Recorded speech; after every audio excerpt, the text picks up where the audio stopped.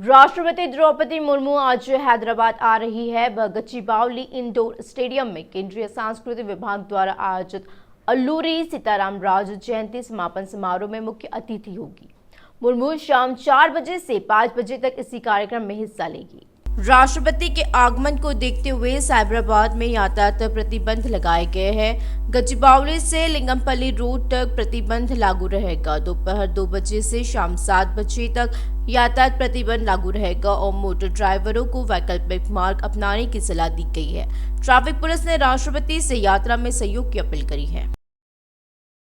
Samajwadi party के राष्ट्रीय अध्यक्ष पूर्व सीएम अखिलेश यादव ने बीआरएस के राष्ट्रीय अध्यक्ष से प्रगति भवन में केसीआर से मुलाकात करी है। प्रगति भवन पहुंचे अखिलेश यादव को सीएम केसीआर ने सादर आमंत्रित किया है। बाद में उन्हें दोपहर का भोजन कराया गया।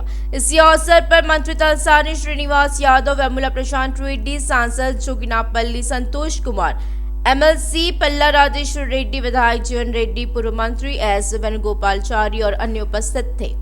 राज्यपाल तमिलिसाई ने उस्मानिया अस्पताल का दौरा किया। कई विभागों और मरीजों वाले वार्डों की जांच की गई है। राज्यपाल ने टिप्पणी करी कि भवन पुराना होने के कारण निर्माण क्षमता कम हो गई है।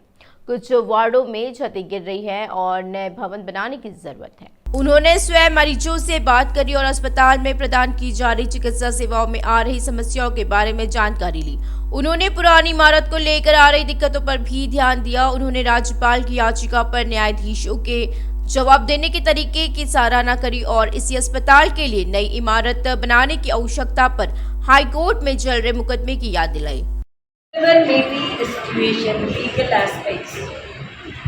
The patients are already coming with pain, sickness. They should be comfortable. So if there are some legal hurdles, there should be some alternate arrangements should be made. And this hospital, even now, they are getting 200 emergencies per day, and they are performing 150 surgeries per day, and more than 2,000 outpatients per day, and some of the staff nurses told night 40 patients are looked after by 2 staff nurses, so they need more staff support. Doctors, in spite of all these limitations, they are doing exemplary work. Liver transplants are there, more than 20 liver transplants, and regular renal transplants are there, but because of the problem in the facilities and because of the no quality space, the number of patients which they have to attend to, almost they are attending the same number, but you should have seen the space. There is no any space for the attenders to sit. So some comfort should be given to the patients and the attenders.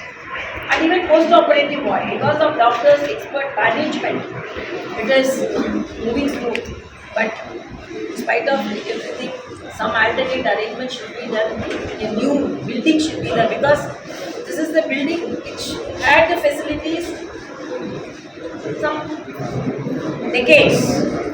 And while some are concerned about the heritage building, BJP विधायक रघुनंदन राव ने उन खबरों का खंडन किया है। वह party बदलने के साथ साथ नेतृत्व से भी नाखुश है। दिल्ली में मीडिया से बात करते हुए उन्होंने कहा कि वह वही शख्स है जो चाहते हैं कि तेलंगाना में बीजेपी सत्ता में आए। उन्होंने प्रदेश नेतृत्व और आलाकमान की अवहेलना करती हुई कई टिप्पणी नहीं करी है। उन्होंने कहा वह अपने निर्वाचन क्षेत्र में विकास के लिए किशन रेड्डी के साथ दिल्ली आए थे। उन्होंने कभी भी अपने निजी हित के लिए कोई टिप्पणी नहीं करी। दिल्ली में कोई प्रेस ही नहीं है। रघुनंदन ने कहा कृपया जो शब्द उन्होंने नहीं कहे उन्हें तोड़ मरोड़ कर पेश न करे। वह 2 महीने तक अपने निर्वाचन क्षेत्र तक ही सीमित रहे। पार्टी जो भी निर्णय लेगी वह उसका पालन करेंगे। मंत्री हरीश राव ने सार्वजनिक क्षेत्र के अस्पतालों में 35 करोड़ की लागत से देश की पहली रोबोटिक सर्जरी प्रणाली का NIMS अस्पताल में उद्घाटन किया। हरीश राव ने ये भी कहा कि सीएम केसीआर ने नए उपकरणों की खरीद के लिए 154 करोड़ का अनुदान किया है। मंत्री हरीश ने कहा तेलंगाना NIMS कारपोरेट अस्पतालों के साथ प्रतिस्पर्धा कर रही है। तेलंगाना के गठन के बाद NIMS ने काफी विकास किया है। इसे 900 बेड से बढ़ाकर 1800 बेड कर दिया गया है। निम्न 4000 बेड के साथ देश के सबसे बड़े अस्पताल का रिकॉर्ड बनाने जा रहा है। यह बात सामने आई है। All India top rankers NIMS में पढ़ाई करना पसंद करते हैं। हैदराबाद लगातार विकास के पथ पर अग्रसर है। शहर की सड़कें चौड़ी की जा रही है, साथ ही बुनियादी ढांचे को फिर से परिभाषित किए जाने का काम जारी है। इसी क्रम में इंजीनियरिंग चमत्कार के रूप में उपल में स्काई वॉक बनकर तैयार हो गया है। हाल ही में इसका उद्घाटन मंत्री केटीआर ने किया। आइए यहाँ इससे जुड़ी खास बातें जानते हैं। 660 मीटर तक फैले शहर के व्यस्त उपल जंक्शन पर यह स्काई वॉक बनाया गया। Hyderabad metropolitan development authority HMDA द्वारा 25 करोड़ रुपए के अनुमानित बजट के साथ ही शुरू की गई इसी पैदल यात्री सुविधा का उद्घाटन मंत्री केटीआर ने किया है। यह स्काई वॉक उपल जंक्शन के चारों किनारों को जोड़ता है और इसे कॉन्कोर्स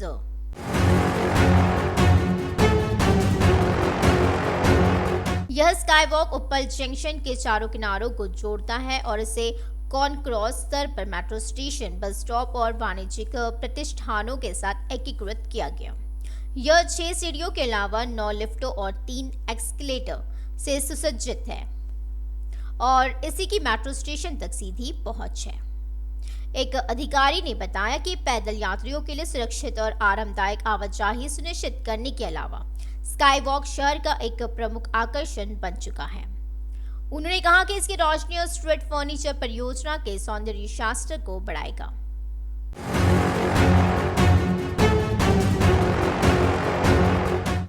उपल स्काई वॉक में 6 हॉप ऑन स्टेशन है। नागल रोड की ओर मेट्रो स्टेशन, जेएसएमसी थीम पार्क और रामनाथपुर रोड, जेएसएमसी कार्यालय के पास वरंगल बस स्टॉप, उपल विद्युत सब स्टेशन के सामने वाली सड़क और उपल पुलिस स्टेशन। HMDA अधिकारियों ने कहा है कि इसी की चौड़ाई 3 मीटर है और कुछ हिस्सों में यह 6 मीटर तक बढ़ जाती है। इसकी छत की सामग्री एक बहुदीवार वाली पॉलीकार्बोनेट शीट है और नींव प्रबलित सीमेंट कंक्रीट से बनी है। कॉलम और डेक स्टील के हैं।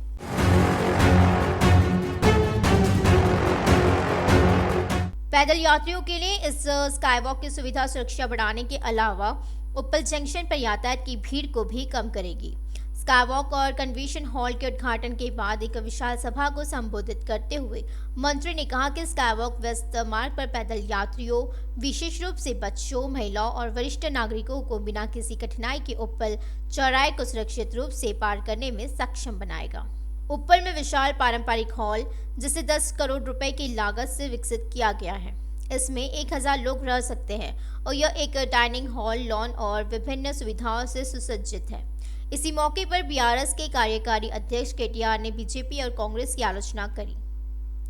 केटीआर ने कहा है कि मुख्यमंत्री के चंद्रशेखर राव के नेतृत्व में तेलंगाना सरकार निर्बाध बिजली आपूर्ति, पीने योग्य पानी सुनिश्चित कर रही है, गरीबों को 2 BHK घर सौंप रही है और 13 लाख से अधिक महिलाओं को KCR किट जारी कर रही है। कल्याण लक्ष्मी से 12 लाख परिवारों को लाभ मिलता है और लोगों के कल्याण के लिए किए गए विकासात्मक कार्यों और योजनाओं की श्रृंखला के बावजूद कुछ राजनेता मुख्यमंत्री पर आरोप लगा रहे हैं। मंत्री केटीआर ने कोकापेट में माइक्रोचिप उद्योग प्रौद्योगिकी डिजाइन और विकास केंद्र का उद्घाटन किया। नस्कॉम के मुताबिक पिछले 2 साल में टेक्नोलॉजी सेक्टर में 1/3 नौकरियां हैदराबाद में पैदा हुई है। मंत्री केटीआर ने कहा, तेलंगाना राज्य में निवेश के लिए आयुक्त माहौल बनाया गया है। सरकार उद्यमियों को हर तरह से सहयोग कर रही है। हैदराबाद ने जीवन विज्ञान के क्षेत्र में महत्वपूर्ण विकास हासिल किया है। लाइफ साइंसेज देश की राजधानी है। उन्होंने कहा, हैदराबाद में दुनिया का सबसे बड़ा इनोवेशन कैंपस है। मंत्री कोपुलेश्वर ने कहा, कांग्रेस पार्टी के राष्ट्रीय नेता राहुल गांधी ने खम्मम सभा में पूरी अज्ञानता के साथ बात करी है। कालेश्वरम प्रोजेक्ट को लेकर राहुल गांधी की बात को हास्यास्पद बताया गया है।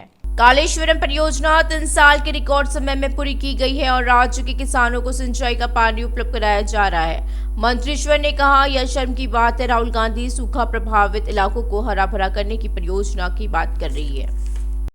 टीपीसीसी प्रमुख रेवंत रेड्डी को यह कहते हुए निशाना साधा कि राहुल गांधी की सभा को विफल बनाने के लिए सभी प्रयास किए गए हैं। उन्होंने इसी बात पर गुस्सा जताया। अधिकारियों ने भी सरकार का साथ दिया, बसें किराए पर नहीं दी और पानी की सप्लाई रोकी और बैठक में बाधा डालने की साजिश रची है।